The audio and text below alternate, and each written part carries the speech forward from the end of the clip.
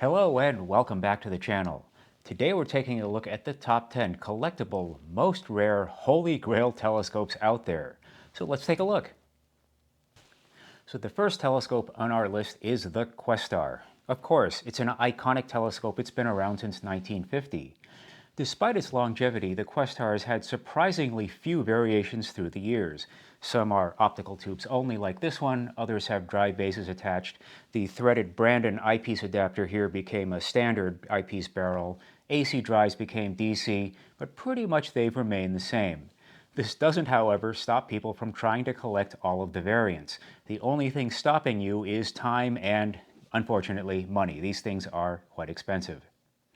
So Questar owners famously like to try to see just how far they can see into space with such a small telescope. One club member says he has seen the Quasar 3C273 with it. That's pretty good for a 90mm class Maxitov. Back in the 1980s, there was a famous ad where someone had claimed to have split the B pair, that's the tighter pair, of Gamma Andromeda, which, if you run the numbers, is beyond the limits of a telescope of this size. So you'd think, okay, well, that's just advertising. But I happen to know somebody who knew that individual, and he said that he was not the kind of guy who would have made a claim like this unless he had actually done it. Sadly, that person is no longer with us, so we can't ask him about it.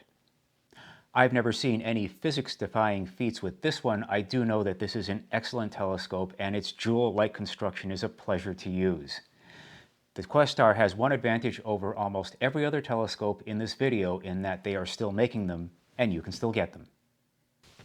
So when we get to Takahashi, again, almost any telescope by this manufacturer could be seen as an instant collectible. I'm not sure they've all reached that stage yet. One club member suggested that the FSQ 106 is a future collectible in the making. I don't know if it's quite there yet. I think it's just outside this category, but that could happen should they decide to stop making them.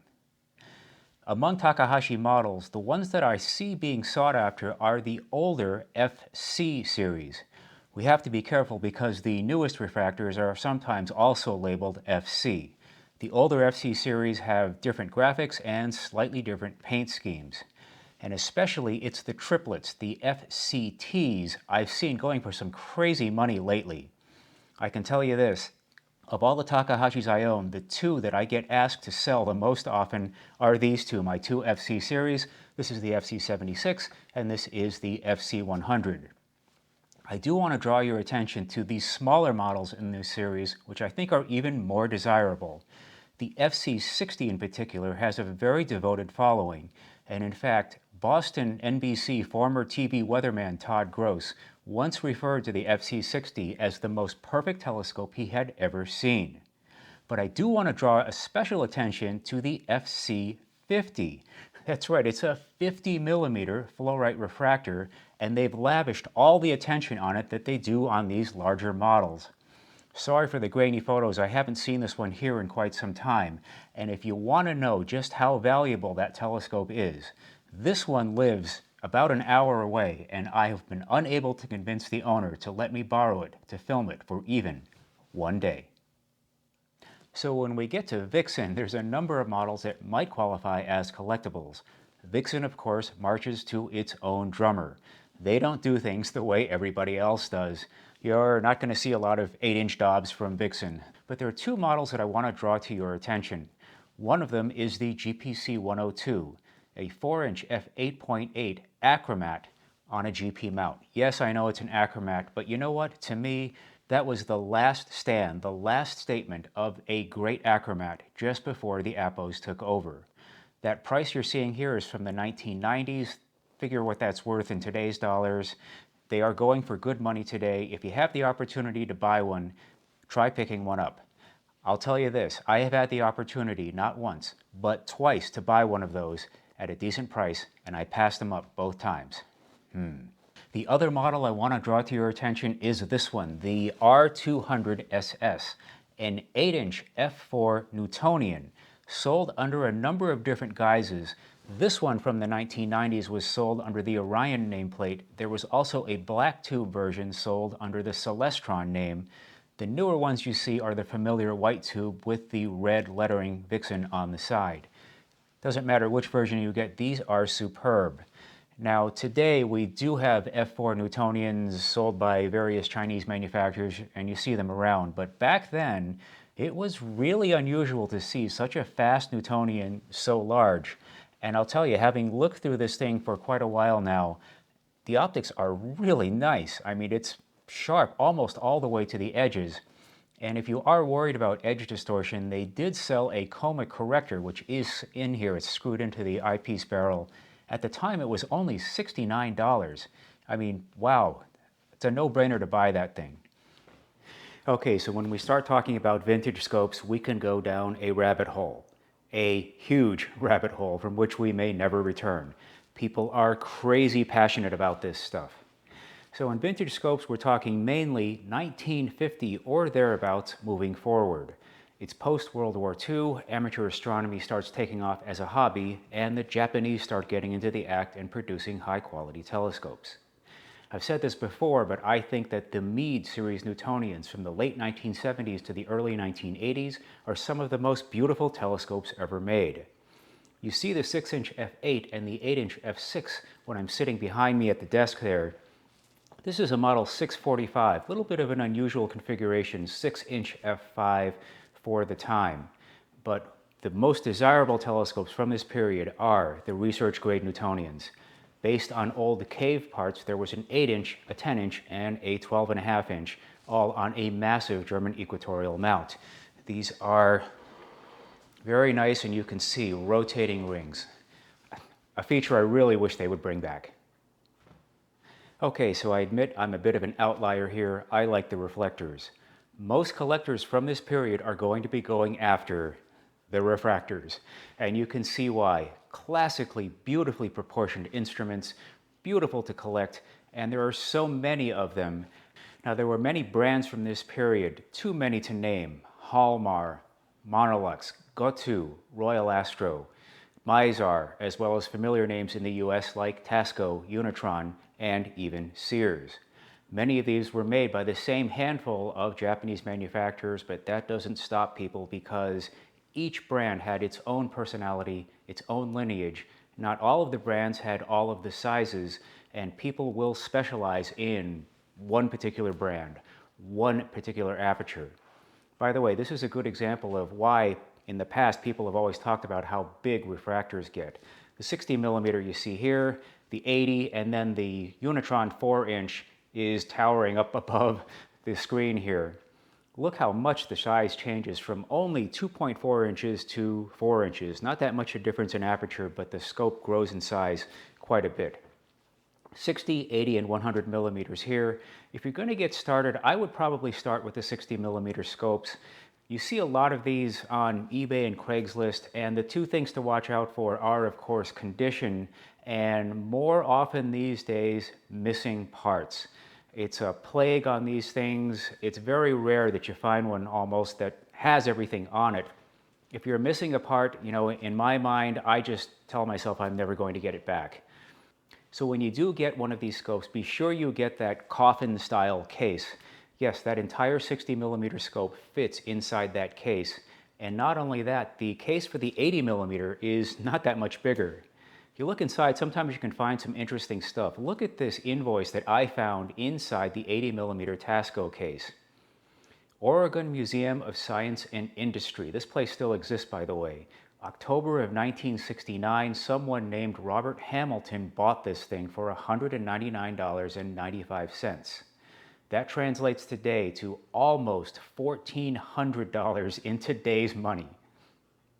So values on this equipment, they can be tough to determine. On these 60 millimeter class vintage scopes, I've seen people giving those away, and I've seen them selling for several $100s. It seems to depend on who the seller is. As you move up in aperture, the price goes up, and unfortunately it goes up quite a bit. The 4-inch Unitron here, I have seen clean used samples of those selling for as much as $6,000 to $8,000 US. This one isn't worth that much, it's got some issues. Of course, no discussion of collectible telescopes is complete without mentioning this, the Starmaster Oak Classic. a 7-inch f5.6 Dobsonian reflector. Unassuming little scope, but make no mistake, this is one of the greatest telescopes that's ever been made. So there have been somewhere between 140 to 160 of these made, but it's really the last 40 or 41 of them, the ones with the Zambuto mirrors, that are worth collecting. If you do buy one of the previous versions, many of them had Raycraft mirrors in them. Those mirrors were actually pretty good. But if you do buy one of the non-Zambuto models, be aware that some of them had cheap hardware. Some of them had cheap plastic helical focusers and single stock secondaries. Now, many owners have upgraded the hardware, so if you're buying one of those, get a clarification from the seller for exactly what it is that you're buying. So again, the discrepancy between 40 and 41 of those comes, in fact, from our own club. One of our club members asked Carl Zambuto to refigure the mirror on one of his oak classics, and in doing so, the F ratio went down from f5.6 to f5.15, I believe. So that's the 41st one. Whether there's 40 or 41 of them, if those numbers are even close to accurate, that means this model is one of the most rare telescopes in this entire video. Okay, so every list like this needs one wild card, something out of left field, something that nobody was expecting. So here's the entry in that list: a Tasco number 9 VR refractor. I know, you're saying, why are you recommending a Tasco? Well, hold on a second. This one is a 60 millimeter f5 refractor, and it's made by Vixen. There were a number of these in the series. The number 9 VR was a 60 millimeter f5. The number 10 VR was an 80 millimeter f5, far superior to the Orion short tubes and the other Chinese-sourced models that you see on the market today. And I mean, look at how cute this thing is. It's so adorable. So I don't know if you're really going to spend a lot of time looking through these things. These are more for collectors than for anybody else, but they are worth seeking out. These are by far the cheapest models you're going to see in this video. I've seen these selling shipped for well under $100. Okay, so now we come to astrophysics. What can you say? Every astrophysics telescope is an instant collectible. They're at the pinnacle of our hobby. There are so few of them out there. They're so expensive. You know, how do you go about classifying these? Well, I'll point out a couple of models that I think are worth your attention. So before we get to astrophysics proper, let's talk about these Brandons. If you're looking for a way to get into a Roland-Christen triplet at minimal cost and with minimal fuss, this may be the way to do it. Now, it's technically a Brandon telescope, but it does have a Christen triplet lens in it. There were two models made. This is the smaller of the two. It's a 94 millimeter f7. Now, there were two different versions of this, both of them in this sort of robin's egg blue. The first version had a collimatable lens cell and had Brandon written on the lens cell and used Unitron cradle hardware for the tube ring. To mount the finder, there was a separate tube ring that had the finder on it. Both of them had the same focuser. This is a slightly newer model. There is no collimatable lens cell. The lens cell is not marked, and the finder is bolted on like this. The tube ring is just a conventional ring like this, and one quirk you want to see here is that this tube ring is not hinged. It's just sort of held together by friction. So if the tube ring is detached, you do have to remove the lens cell to slide it on. On paper, this is a relatively simple operation, but you know, for me, anytime you remove the lens cell, I get a little bit nervous. Both of these versions are somewhat plentiful in this realm. There are anywhere between 400 and 600 of them out there, depending on who you listen to. One weak point of these telescopes is the paint job. As they get used, the paint tends to chip off. Look for repainted models, something to watch out for. So again, if you're looking to get into a Christen triplet just to be sort of a part of the club, this might be the easiest way for you to get there. Considerably more rare is this unit here, the Brandon 130 millimeter f8.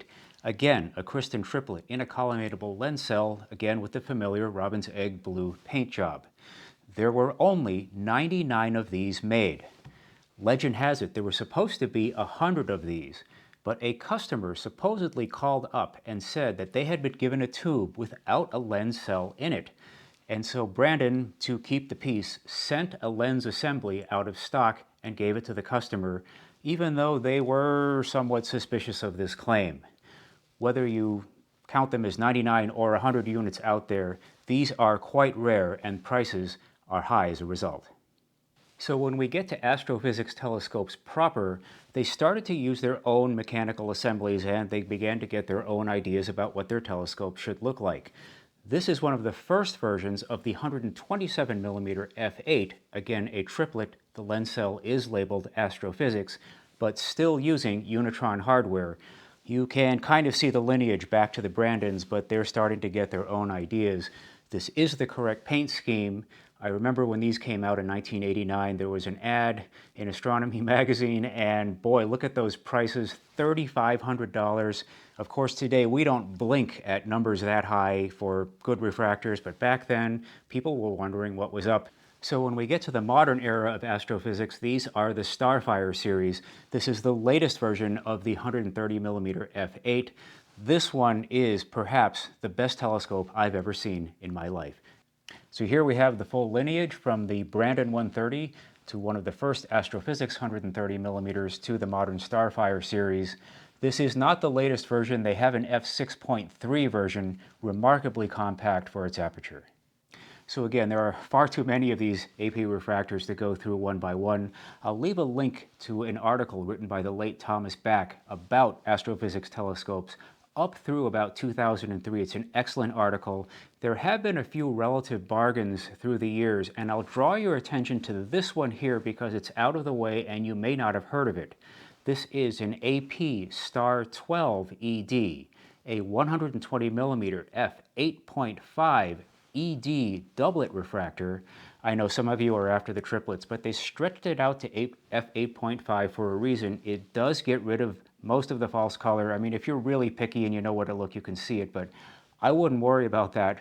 This was actually the very first astrophysics refractor that I looked through, and it was on Saturn, and my life has never been the same since. So AP has made some really big telescopes in the past. The 7-inch refractors, for example, very collectible if you have the means and if you know somebody who's willing to sell you one. One of my favorite of their large telescopes is the 10-inch Maxitov. I had one of those in here for a few nights, and while it was here, I got very little sleep. I just kept looking for, I wonder if it'll see this, I wonder if it'll see this, and the next thing you know, it's well past midnight. Among larger telescopes, here's a picture of me with some of them. Behind me is the AP Riccardi Honders. That is a 3-inch f3.8 astrograph. How often do you hear those two numbers in the same sentence? On the right side of the picture is an AP 175. That's a 7-inch Starfire series refractor. And if you want to know how big that thing is, if you look off to the right, you'll see what looks like a small finder scope. That is my Takahashi FC76. On the left side of the picture is an AP 206, a telescope which I'm not even sure officially exists. At the time the photograph was taken, there were, I believe, 4 of these in existence. Most of them were in institutions. This one is in a private collection. So as collectible as AP's larger telescopes are, it's their smaller ones that may be the most collectible of all. This is a stowaway 90mm f5, introduced in around 1999. It shocked the world when this thing came out. Suddenly everybody wanted a travel telescope. And with one possible exception, this may be the most desired, most collectible telescope on the market today. There have been 3 versions of the stowaway. This one is the original compact f5. I mean, look how tiny this thing is. You know, even when you extend the dew shield and rack out the focuser, it's barely even there. And look at the size of the case. It's, you know, the size of a messenger bag or a laptop bag. About 2 or 3 years later, they came out with a slightly larger version, 92mm f7. Some people feel that this was not quite in the spirit of the word stowaway. That telescope was quite a bit longer than this one. I had one of those in here for review, and it was superb just as this one is. Then a long time passed. It wasn't until 2018 that stowaway version 3 came out. This one slightly shorter than version 2 at f6.65.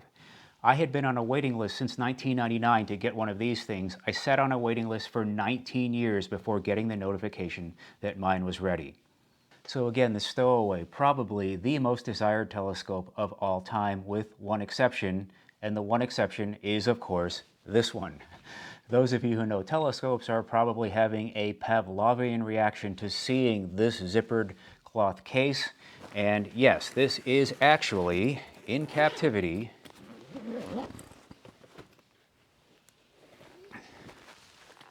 an Astrophysics Traveler. So these are actually quite old. I mean, the first versions came out around 1992, early 1990s. Those had a smooth, glossy finish. This is one of the later versions that has the crinkle finish.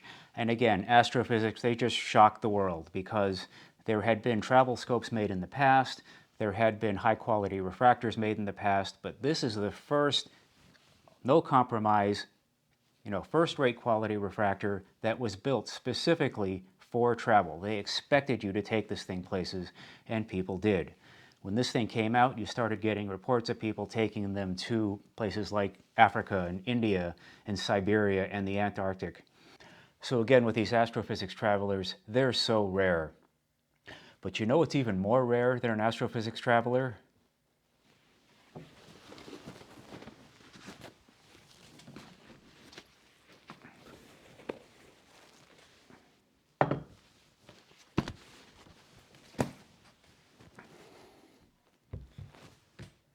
Two Astrophysics Travelers. I'm never washing these hands again. So if you find yourself really wanting one of these AP telescopes, I'm not quite sure what to tell you.